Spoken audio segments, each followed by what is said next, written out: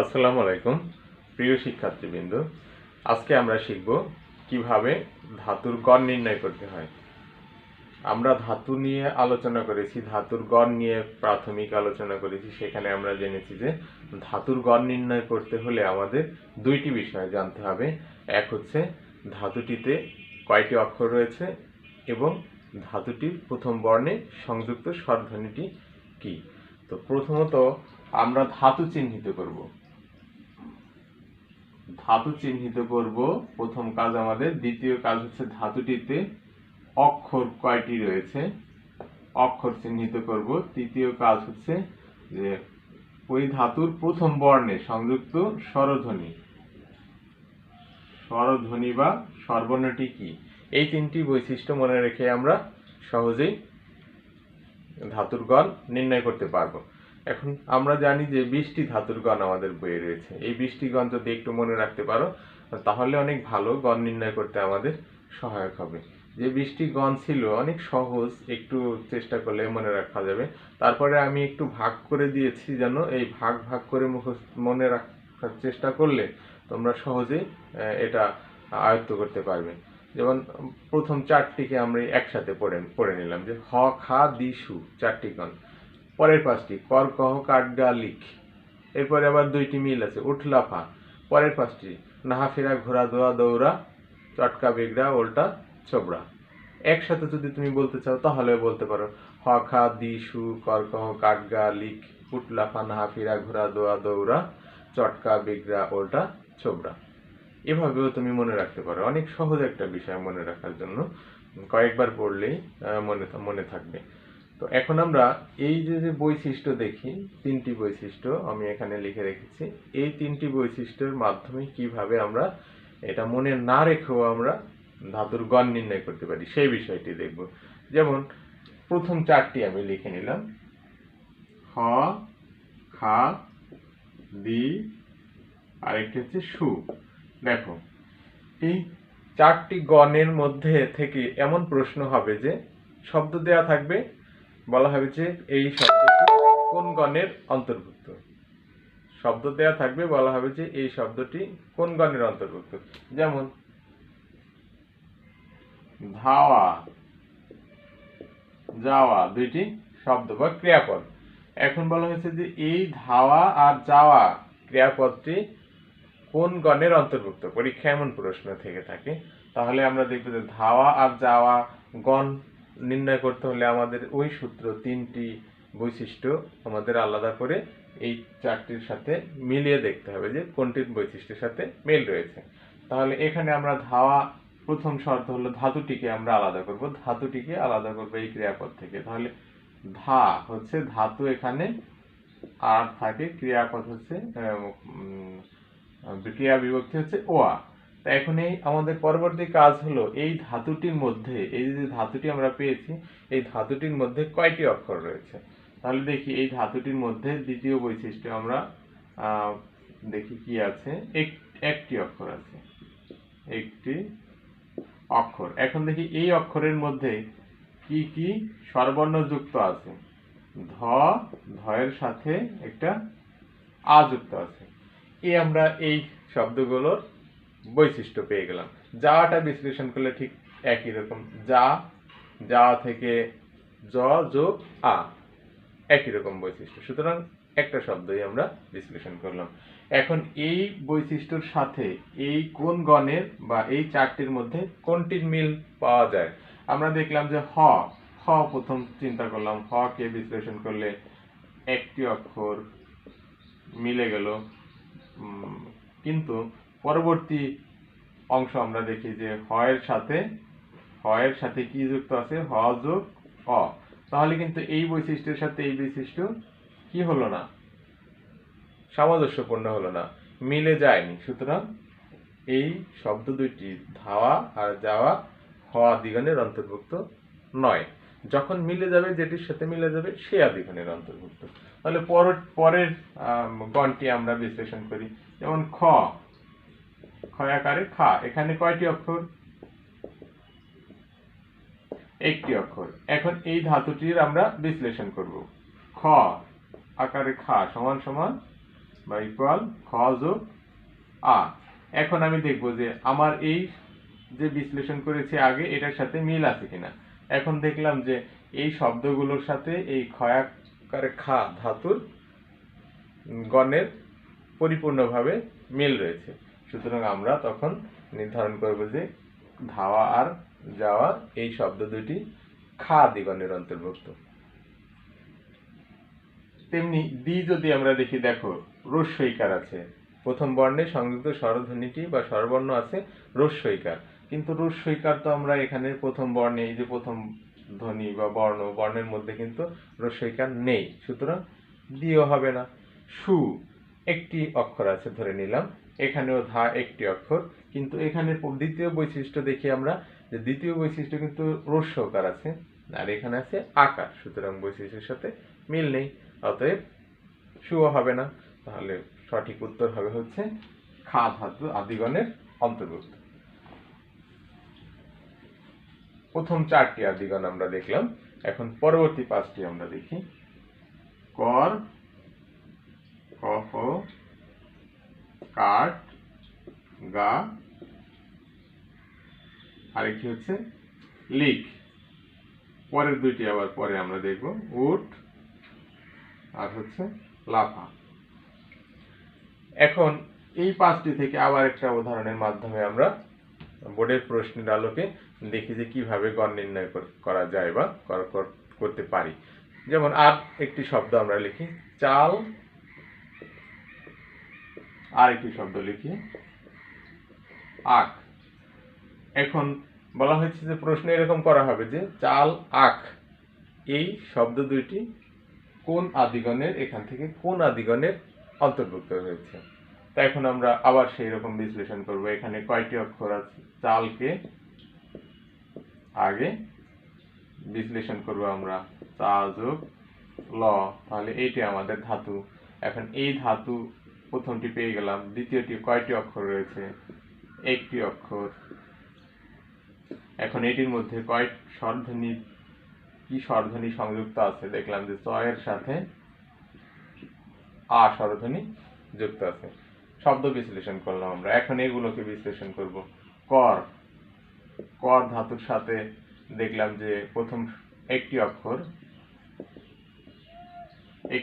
আছে। এখন কর ধাতুর সাথে এখানে প্রথম বর্ণ হচ্ছে ক, ক কে বিশ্লেষণ করলে ক যোগ অ পাওয়া যায়, সুতরাং এখানে অ, এখানে আছে আ, মিলে যায়নি, এটি বৈশিষ্ট্য সাথে কোনো মিল নেই, সুতরাং এটি হবে না। অর্থাৎ কর আদিগণের, চাল আর আখ কর আদিগণের অন্তর্ভুক্ত হবে না।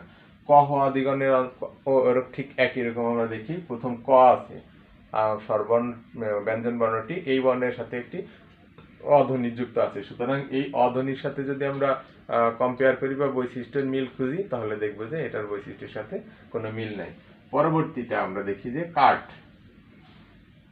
কাঠকে বিশ্লেষণ করি আমরা, তাহলে কাঠ ধাতু গণকে বিশ্লেষণ করলে আমরা পাই যে একটি অক্ষর প্রথম বৈশিষ্ট্য পেয়ে গেলাম। এরপরে প্রথম বর্ণে সংযুক্ত কয়াকারে কা আছে, ক যোগ আ। এখন দেখো এই আ আর এই চালের যে বিশ্লেষণ করেছিলাম আমরা, সেখানে একটি আ সংযুক্ত রয়েছে, এখানে একটি অক্ষর ছিল, এখানে আমরা একটি অক্ষর পেয়েছি, সুতরাং এই চাল আর আখ এই দুইটি এই কাঠ আদিগণের অন্তর্ভুক্ত।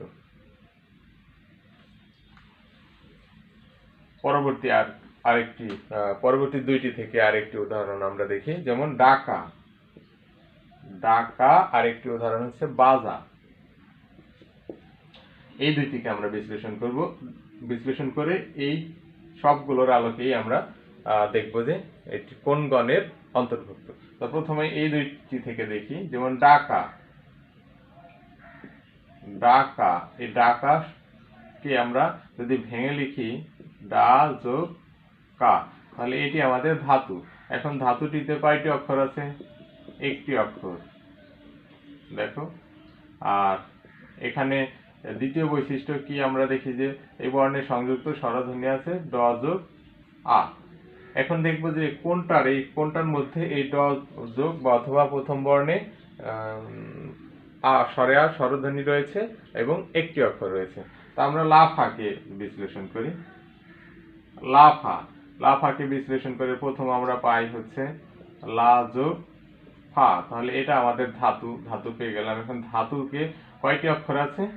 1 নম্বর বৈশিষ্ট্য, একটি অক্ষর আছে। এখন এই ধাতুতে কয়টি স্বরধ্বনি আছে? ল কি স্বরধ্বনি আছে? ল যোগ স্বরে আ। সুতরাং আমরা দেখলাম যে এই ডাকা বৈশিষ্ট্যের আর লাফা এর বৈশিষ্ট্যের ধাতুর পরিপূর্ণ বা সম্পূর্ণ মিল রয়েছে, কারণ এখানে একটি অক্ষর আর এখানেও একটি স্বরধ্বনি, যে স্বরধ্বনি আছে স্বরে আ সম্পূর্ণ মিল দেখতে পাই। সুতরাং আমরা বলতে পারি যে ডাকা বাজা এগুলো হচ্ছে লাফা আদিগণের অন্তর্ভুক্ত।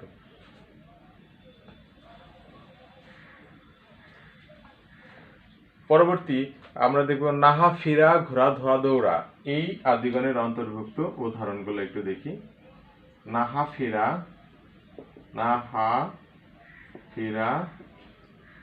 ঘোড়া ধোয়া দৌড়া। এখানে দেখো আমরা এই 5টির মধ্যে, এখন এই 5টি আদিগণের মধ্যে শব্দ দিয়ে উদাহরণ দিয়ে খুঁজবে যে কোনটি কোনটার অন্তর্ভুক্ত বা কোন গণের অন্তর্ভুক্ত। যেমন লুকা আর হচ্ছে কোরা, দুইটি বইয়েরই শব্দ, দুইটি শব্দ আমরা নিলাম বা ক্রিয়াপদ নিলাম। এখন প্রথমটাকে আমরা বিশ্লেষণ করি। লুকা, এটাকে বিশ্লেষণ করলে আমরা লু যোগ কা, একটা ধাতু পেয়ে গেলাম লু। এখন এই ধাতুকে বিশ্লেষণ করব, কয়টি অক্ষর? একটি অক্ষর প্রথম অংশকে। তারপরে কি সংযুক্ত স্বরধ্বনি আছে? লয়ের সাথে কি যুক্ত আছে? দেখো ল যোগ রস্য বা রস্যকার যুক্ত আছে। হয়ে গেল আমাদের শব্দ বিশ্লেষণ। এখন আমরা শব্দের সাথে সাথে এই অংশের বিশ্লেষণ করব। দেখো না হা, মুখে মুখে বিশ্লেষণ করে ফেলি, কারণ পরীক্ষার সময় আমরা এত সময় হয়তো পাবো না। এজন্য যদি কয়েকবার প্র্যাকটিস করি তাহলে আমরা মুখে মুখে বিশ্লেষণ করলেই পাবো। তাহলে না হা, না আদিগণ অন্তর্ভুক্ত ছিল না। এখন না এর মধ্যে কয়টি শব্দ ছিল, কয়টি স্বরধ্বনি ছিল? একটি স্বরধ্বনি সংযুক্ত আছে, আমরা জানি নয়াকারে না, তাহলে আকার সংযুক্ত আছে। এই কিন্তু এখানে আমরা দেখলাম যে রস্যকার সংযুক্ত আছে, তো সুতরাং এই না হা আদিগণের অন্তর্ভুক্ত হবে না। ফিরা দেখি আমরা একটি একটি অক্ষর আছে জেনে নিলাম, কিন্তু ফয়ের শিকারের ফি প্রথম বর্ণের সংযুক্ত স্বরধ্বনি আছে রস্যইকার, সুতরাং এটিও হবে না। আমাদের খুঁজতে হবে কি রস্যকার কোনটার সাথে যুক্ত আছে প্রথম বর্ণে। তাহলে ঘোড়াকে আমরা বিশ্লেষণ করি, এটি দেখলেই বোঝা যাচ্ছে যে তাহলে ঘু যোগ রা, এটা আমরা ধাতু পেয়ে গেলাম। তাহলে ধাতুতে কয়টি অক্ষর? একটি অক্ষর। এরপরে ধাতুর সাথে সংযুক্ত স্বরধ্বনি দেখো 1 নম্বর 2 নম্বর ঘ যোগ রস্য বা রস্য। সুতরাং এই বৈশিষ্ট্যের সাথে এই বৈশিষ্ট্যের আমরা সম্পূর্ণ মিল দেখতে পাচ্ছি। এ থেকেই আমরা বুঝতে পারলাম যে এই লুকা কোরা এই ধরনের যত শব্দ থাকে সবগুলো ঘোড়া আদিগণের অন্তর্ভুক্ত। সর্বশেষ আমরা যে 4টি আছে ওই 4টি আমরা এখন নির্ণয় করব যে কোনটি কোন আদিগণের অন্তর্ভুক্ত। যেমন সর্বশেষ 4টি ছিল কি? চটকা বিগ্রা, চটকা বিগ্রা উল্টা, নামগুলো একটু বেমানান, ছোবরা। চটকা বিগ্রা উল্টা আর হচ্ছে ছোবরা, এই 4টি আদিগণ। এখন এই শব্দ দিয়ে আমরা এই 4টি আদিগণের কোনটার অন্তর্ভুক্ত সেটি নির্ণয় করার চেষ্টা করি। যেমন সমঝা আর ধমকা, দেখো একটু কঠিন মনে হয় তোমাদের, এই জন্য যে ধমকা শব্দের সাথে বিগ্রা চটকা এই শব্দগুলোর তো মিল নাই। এখন বলা হয় যে এটা আমাদের একটা ভুল ধারণা, আমাদের এই শব্দ আমাদের খুঁজতে হবে না, তো আমাদের আগে এখান থেকে যে ধাতুটা বের করে শুধু মিল খুঁজতে হবে। ধাতুর প্রথম বর্ণের সংযুক্ত স্বরধ্বনি কি আছে আর অক্ষর আছে কয়টি, এই 2টি বৈশিষ্ট্য। শব্দ যা থাক ওটা আমাদের দেখার দরকার নেই, আমাদের ধাতুটাকে আলাদা করতে পারলেই হবে। এখন আমরা এটা বিশ্লেষণ করি। দেখো সমঝা, এখানে ধাতু কি? সম যোগ ঝা, তাহলে ধাতু আমরা পেয়ে গেলাম সমধাতু। এখন অক্ষর কয়টি অক্ষর আছে? একটি অক্ষর আছে। এরপরে দ্বিতীয়ত আমরা দেখব যে কোন স্বরধ্বনি যুক্ত আছে প্রথম বর্ণের সাথে। স। স এর সাথে কি যুক্ত আছে? স যোগ অ যুক্ত আছে। বৈশিষ্ট্য পেয়ে গেলাম যে অ স্বরধ্বনি, আমাদের প্রথম বর্ণে স্বরধ্বনি লাগবে অ, আর অক্ষর একটি আছে, তো আমরা দেখিয়ে নিলাম। এখন আমরা এই কোন আদিগণগুলো বিশ্লেষণ করি। প্রথমটাই ধরে নেই যে চটকা। চটকা এই শব্দের ধাতু হচ্ছে চট। এখন এই চটের মধ্যে কয়টি অক্ষর আছে? একটি অক্ষর পেয়ে গেলাম। এখন চ কে আলাদা করব। চ সমান সমান চ যোগ অ। দেখো একটি প্রথমটি বিশ্লেষণ করে আমরা পেয়ে গেছি যে এইটির বৈশিষ্ট্য অ ছিল, এখানেও অ আছে সংযুক্ত স্বরধ্বনিটি, আর এখানে একটি অক্ষর ছিল, এখানেও একটি অক্ষর। সুতরাং আমরা চমকা, ধমকা এগুলো চটকা, চটকা আদিগণের অন্তর্ভুক্ত, সহজেই আমরা নির্ণয় করতে পারি। ধাতুর গণ নির্ণয়ে এই সহজ পদ্ধতি অনুসরণ করে সহজেই তোমরা ধাতুর গণ নির্ণয় করতে পারবে বলে আমার বিশ্বাস। সেই আশাবাদ ব্যক্ত রেখে আজকের মতো ধাতুর গণ নির্ণয়ের বিষয়ক আলোচনা এখানে শেষ করছি। সবাই ভালো থেকো, সুস্থ থেকো। আল্লাহ হাফেজ।